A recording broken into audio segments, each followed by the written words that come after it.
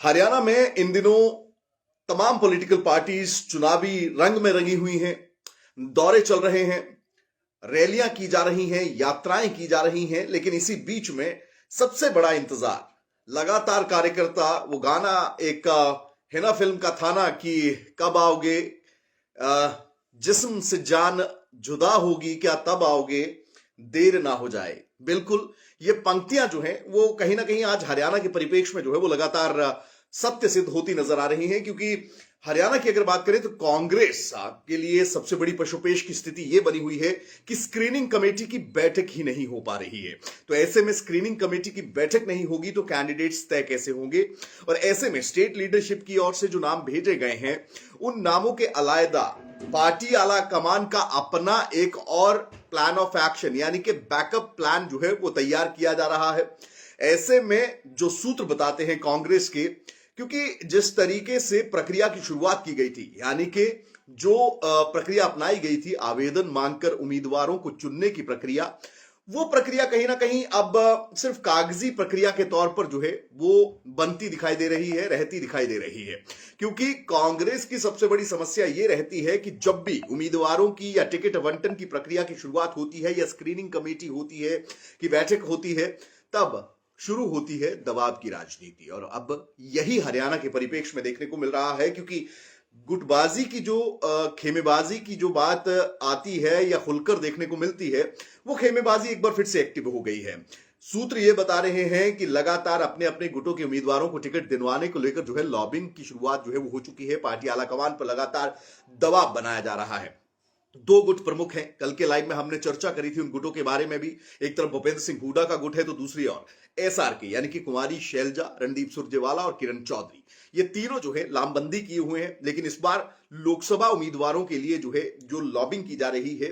वो अगर बात की जाए तो एक तरफ कुमारी शैलजा है जो कि हिसार, सिरसा और अंबाला, ये तीन सीटें हैं जिस पर की कुमारी शैलजा जो है उनका प्रभाव भी रहा है। वो ये समझती हैं कि इन सीटों पर उनका प्रभाव जो है वो खत्म नहीं होना चाहिए, इसलिए इन सीटों के लिए दावेदारी यानी कि उम्मीदवार उनके खड़े किए जाएं, इसको लेकर पार्टी आलाकमान पर जो है दबाव बनाया जा रहा है। नाम कई हैं।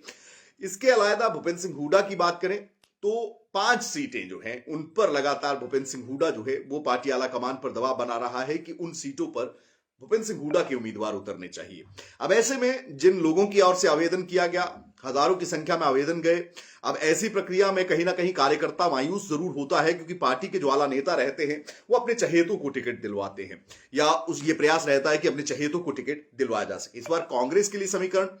जो है वो 10 वाले नहीं है, क्योंकि एक सीट जो है वो आप पहले ही गठबंधन में सुशील गुप्ता यानी कि कुरुक्षेत्र की सीट जो है वो दे चुके हैं। ऐसी परिस्थिति में 5 और 3 का ये इक्वेशन यानी कि 8 सीटों पर जो लॉबिंग चल रही है, जो प्रेशर पॉलिटिक्स चल रही है,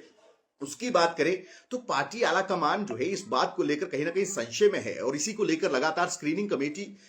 जो बैठक है वो भी लगातार डिले जो है उसमें देरी हो रही है। यानी कि हरियाणा की जो सूची आनी है उस पर अभी भी संशय बना हुआ है कि वो सूची कब तक आएगी। अब कांग्रेस के लिए पशुपेश की स्थिति यह है कि गुटबाजी ना केवल खुले मंचों पर देखने को मिलती है, नेता ये कहते जरूर नजर आते हैं कि गुटबाजी नहीं है, एकजुट होकर लड़ा जाएगा, कांग्रेस को मजबूत किया जाएगा, लेकिन कार्यकर्ता कि इसमें गलती नहीं है, क्योंकि कार्यकर्ता जो है पिछले 9.5 साल से संगठन के इंतजार में जो है वो लगातार टकटकी लगाकर जो है पार्टी आलाकमान की ओर देख रहा है। अब ऐसे में जिन कार्यकर्ताओं की ओर से ये उम्मीद की गई थी, या जो दावेदार थे जिनकी ओर से ये सोचा जा रहा था कि लोकसभा का टिकट मिलेगा तो चुनाव लड़ेंगे, अब एक बार फिर से पार्टी के आला नेता जो है वो प्रेशर पॉलिटिक्स का इस्तेमाल कर रहे हैं, यानी कि दबाव की राजनीति का इस्तेमाल कर रहे हैं। लेकिन कांग्रेस के जो पुख्ता सूत्र, दिल्ली के पुख्ता सूत्र ये बताते हैं कि इस गुटबाजी का तोड़ निकालने के लिए कांग्रेस जो है उसकी ओर से प्लान बी यानी कि बैकअप प्लान पहले से तैयार कर रखा गया था।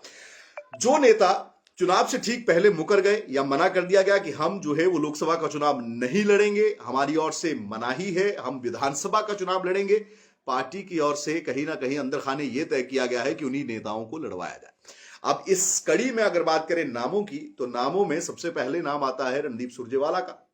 रणदीप सुरजेवाला इसलिए सेफ हैं क्योंकि कुरुक्षेत्र की सीट पर पहले ही गठबंधन हो चुका है। प्रबल दावेदारों में कुरुक्षेत्र की सीट के लिए रणदीप सुरजेवाला नाम थे, लेकिन कहीं ना कहीं उनकी मनाही के बाद जो है वो गठबंधन की परिस्थितियां आम आदमी पार्टी और कांग्रेस के बीच में बनी, तो ऐसे में वो सीट जो है वो अब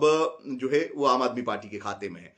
बात करें कुमारी शैलजा की, तो पार्टी आलाकमान यही चाहती है कि अपने उम्मीदवारों के लिए बैकअप करने के अलावा कुमारी शैलजा जो है उनको मैदान में उतारा जाए, यानी कि बड़े चेहरों को जो है वो चुनावी मैदान में उतारा जाए। अब कुमारी शैलजा के लिए भविष्य क्या होगा ये तो पार्टी आलाकमान तय करेगी, क्योंकि अपने उम्मीदवारों को बैक करने या उनके लिए टिकट मांगने की अलग अगर बात करें, पार्टी आलाकमान क्या खुद कुमारी शैलजा को ही टिकट दे देती है, ये आने वाला वक्त बताएगा। वहीं कैप्टन अजय यादव का भी जिक्र हमने किया था। कैप्टन अजय यादव गुरुग्राम से प्रबल उम्मीदवार के तौर पर चल रहे हैं। वहीं श्रुति चौधरी के लिए बैकिंग अप जो है वो तीनों नेता करते नजर आ रहे हैं, यानी कि उनकी माता किरण चौधरी, रणदीप सुरजेवाला खुद, और साथ ही साथ कुमारी शैलजा भी श्रुति चौधरी के लिए जो है ना कहीं दबाव जो है वो बनाते नजर आ रहे हैं कि जो महेंद्रगढ़ भिवानी की जो सीट है उस पर श्रुति चौधरी को ही उतारा जाए। अब ऐसी परिस्थिति में 5 और 3 का इक्वेशन, यानी कि 5 सीटों पर हुडा गुट दबाव बनाए हुए है कि उनके उम्मीदवारों को टिकट मिलनी चाहिए, 3 सीटों पर कुमारी शैलजा जो है वो दबाव बनाई हुई है कि उनके उम्मीदवारों को टिकट जो है वो मिलनी चाहिए। 1 सीट पर जो है वो खुद श्रुति चौधरी के लिए तीनों नेता एसआर के गुट के जो है वो लॉबिंग करते नजर आ रहे हैं। ऐसी परिस्थिति में कार्यकर्ता या वो भावी उम्मीदवार जो ये सोच रहे थे कि इस बार लोकतांत्रिक ढंग से कांग्रेस जो है वो टिकट आवंटन करेगी, ज्यादा से ज्यादा तरजीह जो है वो कार्यकर्ताओं को दी जाएगी, वो कहीं ना कहीं होता दिखाई नहीं दे रहा। क्योंकि कांग्रेस की सबसे बड़ी समस्या या चुनौती कह लें वो यही रहती है कि टिकट आवंटन की प्रक्रिया जब शुरू होती है तो नेता दबाव की राजनीति करते हैं, और दबाव की राजनीति में कार्यकर्ता जो है वो कहीं ना कहीं पीछे छूट जाता है और अपने चहेते जो है वो आगे आ जाते हैं। अब ऐसी परिस्थिति में देखना ये होगा कि स्क्रीनिंग कमेटी की बैठक कब तक हो पाती है। वहीं बीजेपी की सूची भी बताया यही जा रहा है कि अगले 24 से 48 घंटे के अंदर जो है बीजेपी की हरियाणा की 10 लोकसभा सीटों के लिए जो है वो उम्मीदवारों की सूची जो है वो जारी कर दी जाएगी। अब ऐसी परिस्थिति में एक बार फिर से एडवांटेज जो है वो आपके विपक्षी पार्टी, यानी कि अगर बात करें कांग्रेस के सामने जो पार्टियां हैं वो लेती नजर आएंगी, उनकी ओर से कैंडिडेट फील्ड कर दिए जाएंगे। आपकी स्क्रीनिंग कमेटी की बैठक जब होगी उसके बाद उम्मीदवारों का चयन होगा, उम्मीदवार उसके बाद जो है वो जाकर प्रदेश की फील्ड में उतरकर अलग अलग लोकसभाओं में उतरकर अपना प्रचार प्रसार जो है वो उसकी शुरुआत कर सकते हैं। अब देखना यह होगा कि क्या इन नेताओं का दबाव पार्टी आला कमान पर काम आता है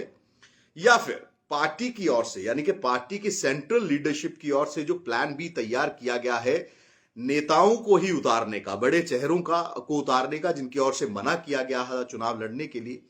क्या उसमें पार्टी आलाकमान सफल हो पाती है? और स्क्रीनिंग कमेटी की बैठक जब होती है तो उसमें किन चेहरों पर, यानी कि 9 लोकसभा सीटों पर किन चेहरों पर मोहर लगाने का काम किया जाता है? टिकट की आवंटन की जो प्रक्रिया है इसमें जब दबाव की राजनीति चलती है